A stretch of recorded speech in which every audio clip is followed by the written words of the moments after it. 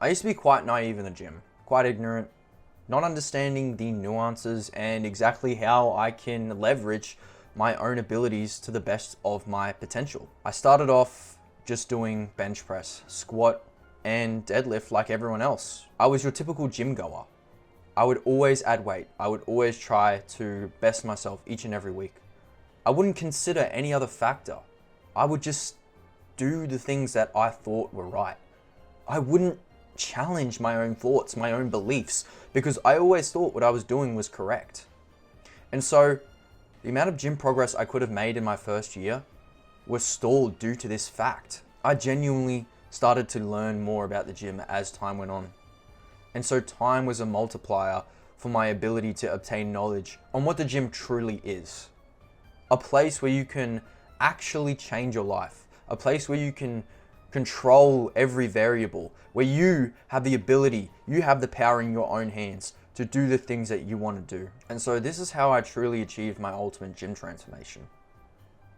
Not only did I learn about the concentric and eccentric portions of movements, physics, leverages, tendons, ligaments, I learned about progressive overload, mechanical tension. I learned all these new concepts, but yet I had nowhere to put them. It was like a puzzle piece, and every single piece was unknown. But I started to piece it together, as naturally a puzzle can be solved. And so this gym conundrum was solvable. It was fixable. I learned from my mistakes each and every week. Whether this was working, whether that was working, whether I could go slower or faster on the concentric and eccentric portions of movements. And this video is going to shortcut that process for you. And so I learned how to train myself. I learned how to properly execute the exercises in a way that would garner me more progress than which would not. And so I learned that definitely learning how to use proper technique, that definitely learning how to use the proper exercises as your tools in your tool belt is the way. It's really the way to learn and open your eyes to the truth about the gym. Because truly, I see so many people that aren't making enough progress and are at a rate that they shouldn't be at relative to their own potential. And I'm being truthfully honest with this. What I usually did when I first went in the gym was squat, bench, deadlift, increase the weights, progressive overload. The main concept that everyone knows, the main concept that everyone, regardless of who goes to the gym, will use. And so I was making all right progress because of newbie gains, because of all these things, all these other factors and variables that compiled, right? But it wasn't my own programming. It wasn't my controls and my variables that were giving me the progress. In year 2, when I slowed down, I started to notice that maybe if I just combined bodybuilding with powerlifting, then I'd get different stimulus, different variables to activate and see whether this experimentation would garner me more progress. And so it did. Increasing rep ranges and volume and intensity definitely garnered me more progress in the second year than in the first year. And so that really opened my eyes to the possibilities that I was capable of in the gym. And this is how I made my transformation. In the third year, I started going and I started doing more hypertrophic movements within the hypertrophic ranges from 12 to 15 reps. No more than that. Incorporating progressive overload, mechanical tension, concentric and eccentric portions of the movement, and I also incorporated proper technique and lifting form to avoid injuries. Now, I'm not a very injury prone guy, and I can recover pretty fast, but the most underrated thing I can really tell you is recovery. Because if you can get to the gym at max capacity, you can milk out as much progress as you possibly can from that session as if you were to not recover properly and be at 50% and you just have a rest day. I'm telling you now, on those rest days in the third year of my training, I started to learn that I would make the most progress while I was resting, which is truly crazy to think about because you're in the gym, that's where you make the progress, right? But it's a misconception that most people believe in. And so after I learned that fact, I fully focused on my technique, my form, how I was lifting the weights, not the weights I was lifting. Because I'm the person that's trying to build the muscle. The weights are just there for me to grab and move. You're grabbing the weights and moving them in a certain way, in a motion. Your body is all in this kinetic chain of events basically, and each chain needs to be worked on, right? And so if you're not working on one thing, right, if you're not doing your proper movements, you can get a muscle imbalance, you can get a pec tear, you can get so many things that will actually just be a detriment to your progress. Once I learned how to minimize this and actually use proper form for lifting, I found the exercises that were perfect. I found exercises with higher range of motions were much better than ones that weren't.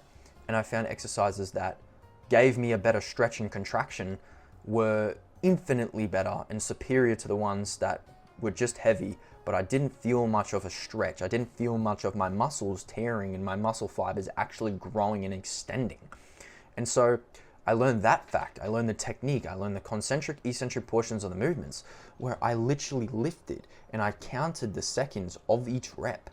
And now you don't have to be this autistic, like you actually don't have to be this autistic. I'm being real, but it helps to have attention to detail in the gym, because a lot of people don't have attention to detail, and this is that major mistake they're making. This is that actual roadblock they're hitting. They think they're not lifting heavy enough. They're making all this stuff up in their mind, when in reality, there's something else that is completely unrelated that they haven't figured out yet. And so if you actually go to the gym and analyze your workouts, see what you're missing. For example, you're going too fast on the concentric, you're lifting too heavy, and you're not getting enough reps, or you're not getting enough volume overall in the week, your periodization is going to be messed up. The period of which you try to add hypertrophics and then you go to strength later on will be messed up, because you won't be getting hypertrophic outcomes when you're not doing the proper amount of rep ranges and volume and intensity. And therefore, once you go to strength, you're not going to notice much of a difference.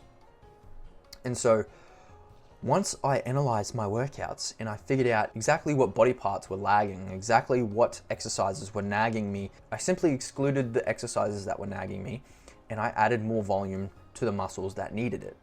And therefore, a simple solution was found for a problem that I never knew existed in the gym.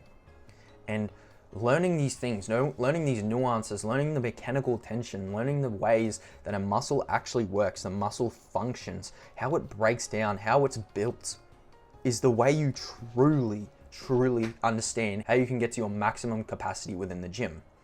Now, time is a thing that multiplies your ability to earn muscle.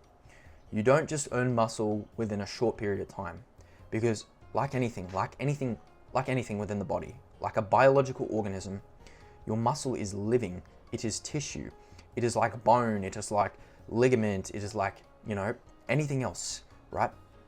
It takes time to grow. It takes nutrients. It takes proper stress. That's what you go to work out for.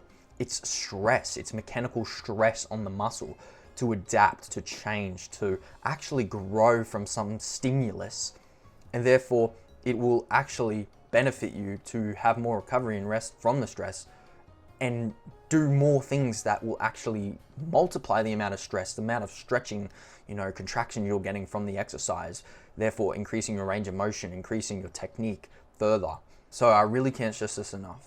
That's how I made my first gym transformation and how you can make yours.